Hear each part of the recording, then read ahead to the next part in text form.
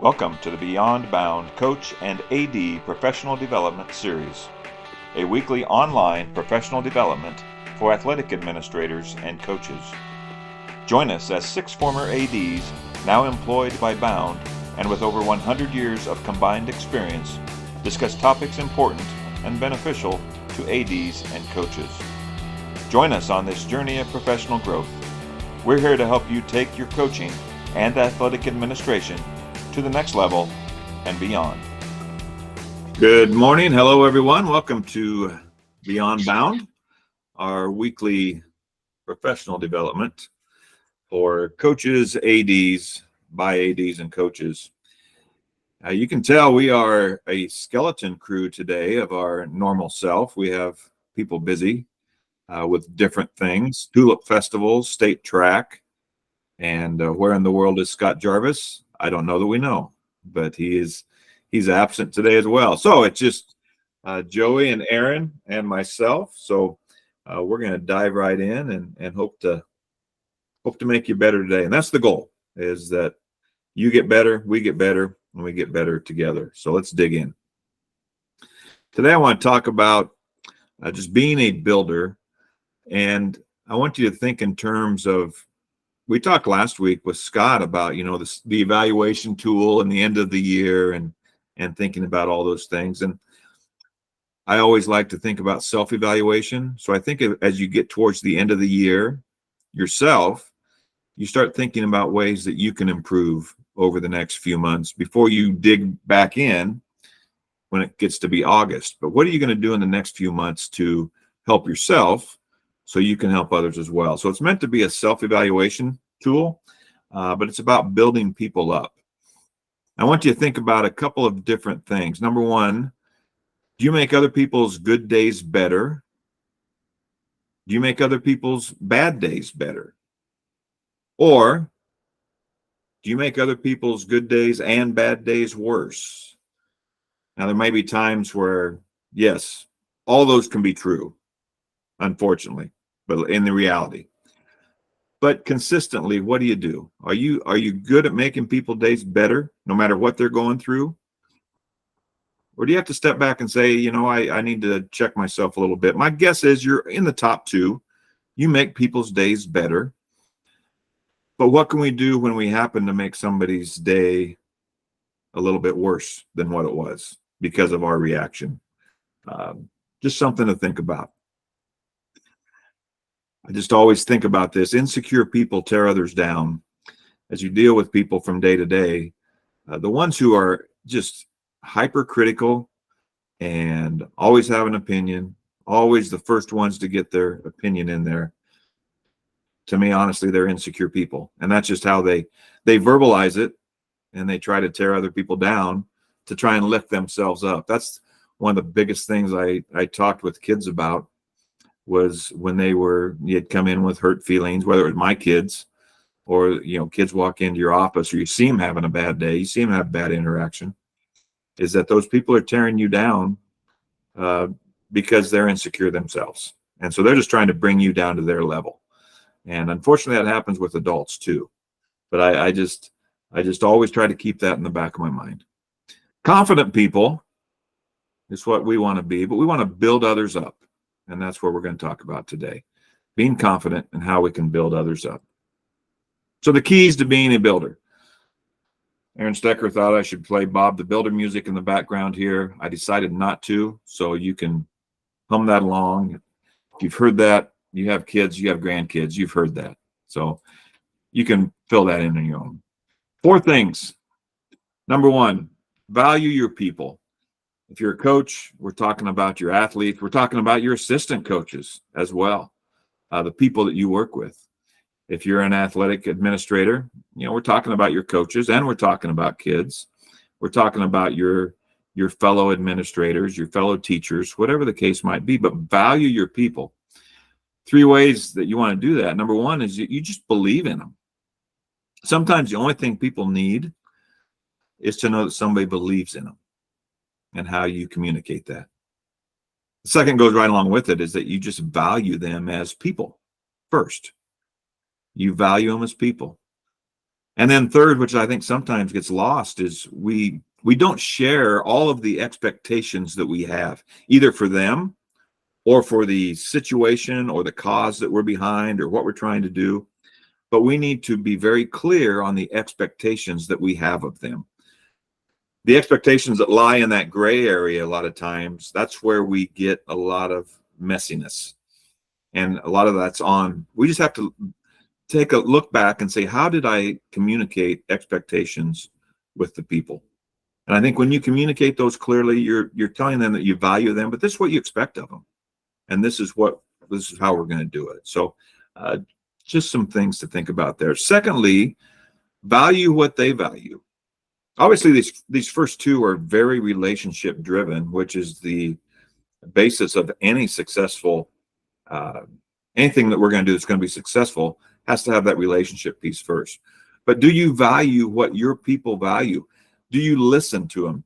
Are you discovering what they like? Do you know what kind of music they like? Do you know what kind of food they like? Do you know what their kids, if you're talking about ADs and coaches, do you know what their kids are interested in? Do you really know what they value? Do you know what their values are? Secondly, as your knowledge increases with that, and that desire to have that just makes a strong connection. As you start to get to know your people more, you build those relationships. That's going to make a very strong bond that really is going to be hard to break, whether it's you as a coach and an athlete, or ADs and coaches, no matter what it is. Just really try to learn what they value, what they like, and just continue to build on that for no other reason than just know who they are. And then you start to add value to your people. Again, you look for the gifts, the talents, the uniqueness that each of them have. You look for who they are as a person and what their strengths are. And then you start to help them use those by increasing opportunities to use them. When I came back from my 2-year stint in college and got back to high school, I had not been a high school AD yet at the turn of the century in 2000. And Mitch Osborne at Harlan, where I went to coach and was teaching, Mitch Osborne gave me so many opportunities to work alongside him. He was the athletic director, but he gave me opportunities to dip my toe in the high school world of athletic administration. And then after that led to the next 17 years doing it where I did it. But Mitch, even though a good friend on a professional level, really encouraged me to be an athletic director by giving me opportunities to do things with him and then apart from him, to go supervise, a soccer match, to announce at different things. He gave me opportunities that I'm very appreciative of, and just helped me to learn a lot more. So look for ways you can do that. I think as athletic directors in particular, when we see our coaches, we know some coaches can be great athletic directors and administrators and could really make a difference there. Are we giving them the opportunities in those areas to come alongside or to have responsibilities on their own that can help them do that? Lastly, again, I've said it once, I've said it 100 times. The most important person you lead is yourself. Make yourself more valuable. Work to get better. Increase your knowledge. Increase areas that you can grow on. Be better every day. And then take a look back and just see over the next 2 or 3 months, how can you be better? And what can you do? What will you commit to making yourself better, so you're better for the people that you work with and for as well? So take some value in yourself too, and take time to do that. So there you have 4 areas I think we can build up. And now we get to the heart of the matter, our experts in the field and out of the field, Aaron and Joey. So let's go Joey first, and we can go a little bit longer. We don't have 3 other people to get through here, so let's take our time. But Joey, your thoughts on this. Lots of good stuff here, Todd. You always do such a good job of putting things together. And, it's important to note part of what you said. Leaders don't create followers. Leaders create more leaders. And that's how you know you're leading. If the people that you're leading are moving up and they're growing, you're being a leader. But if they're just remaining status quo, you're not really leading them, are you? But it's very difficult to assess yourself. Self-reflection is hard. Yeah. So you really need somebody that you can trust, somebody you rely on, whether it's another administrator, a close friend, a coach, your wife, or your husband, to really look at yourself. Okay, are the decisions I'm making, are they in line with the mission and the vision of our programs? And once you've aligned those decisions, or you've defined that mission and vision, you can align your decisions a lot more closely. You can look at your coaches and say, okay, how does this align with our mission, with our vision, with what we want to do? So it makes those decisions a lot easier. And valuing them, listening to them, God gave us 2 ears and 1 mouth. We should use them in that proportion. Right. Listen to understand and not just to respond to someone because you're thinking one way. Understand where they're at, understand where they're coming from. And when you've gotten to know your people, you understand what their strengths and weaknesses are. And then use those strengths and weaknesses to supplement your own weaknesses. Put people in a place that that I have a shortcoming in this area. I don't do this particularly well, but this person does it really well. Give them that opportunity that you were talking about to do that thing that you're maybe a little weaker at, and learn from that. Learn from the people you're leading. Yeah, good stuff. And I think that's a real sign of strength as a leader when you allow people to do what they do. And I think you're right. Self-evaluation is hard, and but it's so needed. And and this seems like this is very elementary stuff, but it's hard. I mean, you can say, yeah, I'm going to value my people, but the problem is, even as leaders, we get in the way. Our personalities get in the way. Our attitudes get in the way. We all know, all three of us, and anyone who's listening, who's in any type of leadership role, knows that we have a feeling of how things should be, and we know how they could be successful. And we might have a path where we can get there, but sometimes we need to let other people drive the bus, so to speak, and go their own path to get there, even if it's a little bit longer.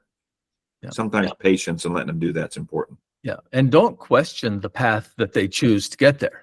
Correct. Have them analyze it, but don't question it. There's a difference between asking a question and questioning. Great point. There's a big difference. Yeah. I can ask you a question, but that doesn't necessarily mean I'm questioning what you did. And that's how you have to present it. Allow them that latitude. Otherwise, they won't grow. They'll just be in fear of, oh my God, what's he going to say about this one? How's he going to criticize this? Right. Yeah. Yeah. And I think the first two, that's where you can get in the difference. They will know that you're asking a question and not questioning them if you take care of the first 2 points here. Yes. If they know that you value them and you kind of know who they are, then they'll know that you're asking a question and not just question. I love that analysis. That's great, Joey. I love that. Yep. All right, Aaron. I've got a couple thoughts that might surprise you. That's shocking. What do you think of those thoughts? Well, I don't know. I haven't started thinking about those thoughts just yet, but I'll get back to you on that. Couple of things. One, when you talked about the value and what they value, I immediately went back to our Beyond the Bench days. I'm going back to COVID. I'm going back to in the middle of all the COVID stuff. Then all of a sudden you've also got the Black Lives Matter, and we did a couple series, a couple episodes in there on diversity and managing diversity and building diversity and culture and things like that. And we talk, and the life, I can't remember his name. I follow him on Twitter still. It's B Styles is his Twitter handle. Out east. Yeah, out east. But I can't pull his name up right now. But he challenged us. Yeah. You know, here's you, me, and Scott, and as you know, white middle class male Midwesterners we can possibly be, but we're trying to take on this topic and learn more about this topic. And he asked us a question about rap music. Do we like it? Do we listen to it? Do we understand it? Because your kids do.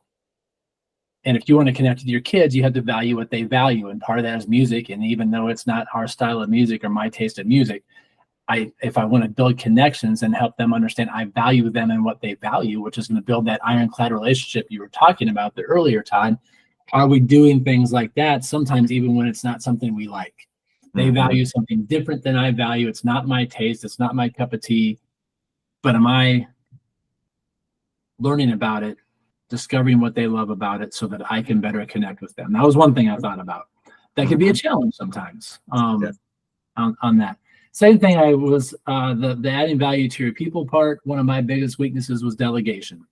Either I knew how it needed to get done, or I wanted it done, and I knew how like you guys were just talking about how I wanted to get it done, and I wasn't really willing to compromise and let it be done a different way because I let somebody else take the lead on it. And I'll just be honest with you, there was a lot of times that there was a badge of honor, especially early on for me on that. No, I'm the AD, I'm supposed to do it, and we get caught up sometimes. We don't want to admit it, but we get caught up sometimes in that badge of honor, and so therefore we don't delegate. We do on our own. So everybody give us a pat in the back and say, "Hey, great job, and you work so hard," and that feels good. But how many opportunities did we deny really good people who work with us and around us who are just looking for opportunities to get better, and I didn't give them that opportunity because I didn't want to delegate for whether it be my ego or whether it be my pride or whether it be my I don't trust anybody else to do it the way I do it attitude as a leader. So you said we get in the way sometimes, Todd, and boy, do we ever on that. The last thing I'll share on this is the whole thing's just ringing in the back of my mind here is an old Rod Olson-ism. And it was actually one of our standards of excellence that we talked about with coaching staff at Kennedy when I was there, and that was be easy to please, hard to satisfy. And the easy to please part on that is recognize your people's success. When you see it, value it, celebrate it, make sure they know you saw it. They know you're impressed by them, you're happy for them, you're proud of them, you're excited for how hard they've worked and how far they've come. Do that first and foremost. But then turn around and in the same breath or just the next beat is, hey, now you've done that. I can't wait to see what you do next, and go set the next bar for your people. You've done a great job, proud of you, excited, you've learned a lot, you've grown a lot. Now what's next? And set them up for that on that. So be easy to please, but hard to satisfy. You're going to celebrate and value the work they've done, but you're always going to be pushing them to get better by setting the next bar.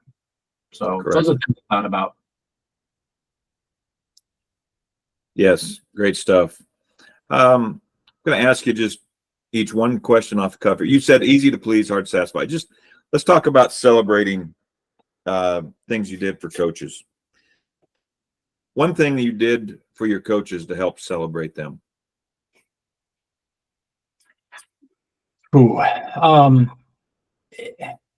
Whenever I knew of milestones that they had reached. Now, a lot of my coaches were very humble, and they were going to tell me. I mean, it had to come out, and I was terrible at keeping track of that stuff. Yeah. I should have been better about that. But when you know of those milestones that they've reached, make sure you celebrate those. Our coaches by nature, when there are conference championships won or the state they qualify for state for things, they're really going to make sure they push that off on the kids and the kids' accomplishments and the hard work they've done. But make sure your coaches know that you've seen what they've done also. I know they don't want the limelight most of the time. They don't want to be in the they want to be in the back seat and let it be about the kids. But we need to, as ADs and leaders, make sure our coaches know, I get it, and they've worked hard and you're right, but so have you. And find opportunities to publicly say that in the right spaces, not where you're detracting from the kids, but maybe it's in a staff meeting. If they're a teacher coach or it's in your coaches meetings or something else like that, where those are things I tried to do a little bit. Yep. Very good. Joey? We have Coach of the Year honors, and those are voted on by their peers. The coaches, decide. One thing a local TV station does here is they have what they call their Kello Cup trophy.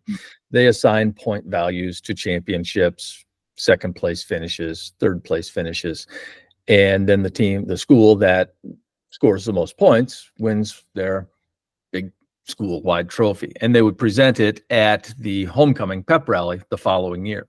So I would have the coaches come out to accept that, stay on the sidelines and let the coaches, because, as ADs, all we do is schedule buses and games. And, I mean, honestly, you put people in the right positions and hopefully that you've got the right people there. But I mean, that's kind of their deal. So it recognizes them in front of the public. When we do championship celebrations if team wins a championship, we bring them out. Let's say they won the football championship. We do a celebration at halftime of a basketball game in the wintertime. We bring the team out and the coaches and make sure that we honor them. And we always do, or at least I did, have a couple of meals together for lunch in the summertime, just to get to know them and to show my appreciation for them. Just come, I'll buy you lunch. It's not required, but it's good time for fellowship and communication and relationship building. Yeah, absolutely. The one thing that I thought of, which I started doing a little bit later in my career, I got it actually from Todd Coy, retired now Hall of Famer from South Hamilton. And he would, when the coach got their first win, he would get the game ball and he would present that game ball. And I remember doing that. I had young coaches in basketball and baseball. And so the basketball one was on the road, her first game. I went to the AD and I said, hey, I'll replace your basketball, but I would like that game ball. And I went in the locker room right after the game and presented that to her in front of the team, but just so they have the ball of their first win. I thought Todd Coy did that, and I started doing that. That was fun. That was a fun thing to do for the coaches. Cool. Yeah. So anyway, we threw a little practical in there too today on how you can add some value. Yeah. So thank you, Joey, Aaron. I hope you have a great weekend, and we'll see you somewhere along the road. And thank you, everyone else, for joining us today. And we know you're on the road to being better. Just maybe some ideas to take with you today. So have a great rest of your May. And on a Friday here, it's our Friday. I hope you're watching this sometime, but finish strong. I know those are words we know. We appreciate what you do in May. We know it's hectic. Hang in there. Keep going. It's coming, but just keep trying to get better too every day. And we appreciate what you do every day for your school, your kids, your coaches, your communities, and take care of yourself too. Be blessed, and let us know how we can help you. Thank you all.